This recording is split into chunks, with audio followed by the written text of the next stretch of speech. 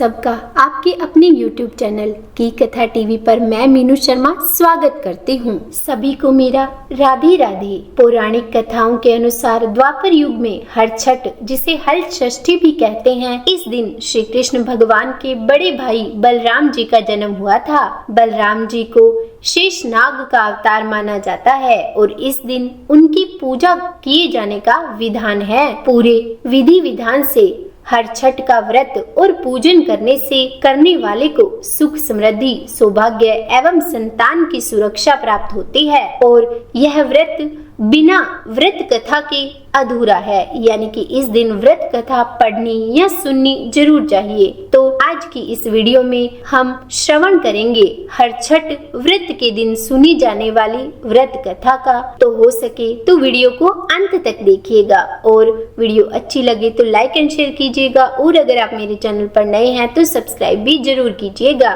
तो हर छठ की व्रत कथा के अनुसार या फिर हल षष्ठी की व्रत कथा के अनुसार बहुत समय पहले की बात है। एक गांव में एक ग्वालिन रहा करती थी। वो स्वभाव से बहुत ही लालची थी। वो हर दिन गांव में दूध, दही, मक्खन बेचने जाती थी। वो ग्वालिन गर्भवती थी और उसके प्रसव का समय भी पास आ गया था, परंतु फिर भी वह गांव में दूध दही बेचने जाया करती थी। एक दिन जब वह गांव में दूध दही बेचने जा रही थी तो मार्ग में ही उसको प्रसव पीड़ा शुरू हो गई। उसने सोचा कि यदि मैं प्रसव के कारण दूध दही बेचने नहीं जाऊंगी तो यह दूध दही सब खराब हो जाएगा, व्यर्थ हो जाएगा। और यही सोचकर वह प्रसव पीड़ा को सहन करती हुई आगे बढ़ती रही, परंतु गाँव में पहुँचने से पहले ही उसका प्रसव हो गया। उसने झरबेरी की ओट में अपने बच्चे को जन्म दिया, परंतु अपनी वस्तुएं बेचने के उन्माद में वो बच्चे को वहीं छोड़कर गांव में दूध दही बेचने चली गई। उस दिन संयोग से हर छठ थी तो गांव वालों ने उससे पूछा कि यह दूध भैंस का है या गाय का। आज हल षष्ठी है और हम आज सिर्फ भैंस के दूध से बनी वस्तुएं ही उपयोग में लेंगे। यह सुनकर उसने मन में सोचा कि यदि मैंने इन्हें बता दिया कि यह दूध गाय और भैंस दोनों का मिश्रित है तो ये लोग मुझसे दूध नहीं खरीदेंगे और इससे मेरा सारा परिश्रम और यह सब सामान यानी कि दूध दही व्यर्थ ही जाएगा। तो उसने यह सब सोचकर गांव वालों से झूठ बोल दिया कि यह दूध तो गाय का नहीं भैंस का है। तो गांव वालों ने उसकी बातों को सच मान लिया और उससे दूध खरीद लिया। उस ग्वालिन को यह आभास भी नहीं हुआ कि उसने कितना बड़ा अपराध किया है। उसने पूजा के लिए झूठ बोलकर अपना दूध बेचा।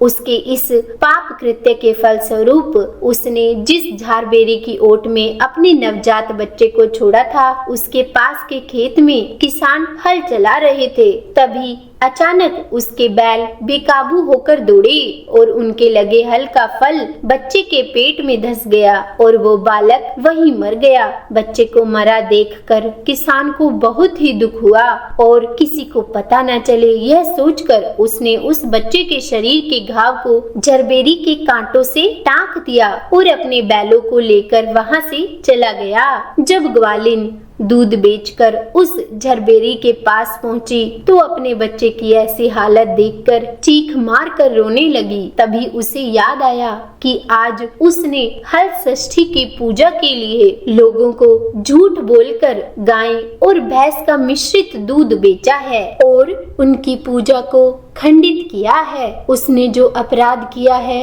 यह उसी का परिणाम है। ईश्वर ने उसे इसी पाप की सजा दी है। यह सोचकर वह रोने लगी और उसके मन में प्रायश्चित का भाव जागा और वह अपना प्रायश्चित करने के लिए उसी गांव में वापस गई जहां उसने लोगों को दूध बेचा था और फिर गांव वालों को उसने सच बताया और अपनी गलती को माना। उसने उन लोगों को किए हुए पाप की वजह से उसे मिली सजा के बारे में भी बताया और उनसे क्षमा मांगी। तब उन गांव वालों को उस पर दया आ गई। उन्होंने उसे क्षमा कर दिया। साथ ही सब ने मिलकर साथ ही सबने मिलकर भगवान से प्रार्थना करी कि भगवान उस ग्वालिन की भूल को क्षमा करे। फिर जब यह सब करने के बाद ग्वालिन जब फिर से उस झरबेरी के नीचे पहुंची तो उसने देखा कि उसका बच्चा जीवित अवस्था में था। तो उसे देखकर उसकी खुशी का ठिकाना नहीं रहा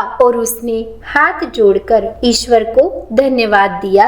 कहा जाता है कि इस घटना के बाद से ही हल षष्ठी या फिर हर छठ की यह कथा लोकप्रिय हुई और यह पर्व मनाया जाने लगा। तो बोलिए हलधर भगवान की जय। पूरे भारत में इस त्योहार को और भी कई नामों से जानते हैं, जैसे कि ललही छठ, चंद्र छठ, बलराम जयंती, बलदेव छठ, रंधन छठ, हल छठ, हर छठ व्रत, तीन छठी और तिन्नी छठ। कुछ जगहों पर इस दिन को सीता माता के जन्मदिन के रूप में भी मनाया जाता है। उम्मीद है वीडियो में दी हुई जानकारी आपको पसंद आई होगी और कथा सुनने में अच्छी लगी होगी। अगर वीडियो पसंद आई हो तो लाइक एंड शेयर कीजिएगा और अगर आप मेरे चैनल पर नए हैं तो सब्सक्राइब भी जरूर कीजिएगा और हाँ, बेल आइकन को प्रेस करना बिल्कुल भी मत भूलिएगा। तो बोलिए राधे राधे।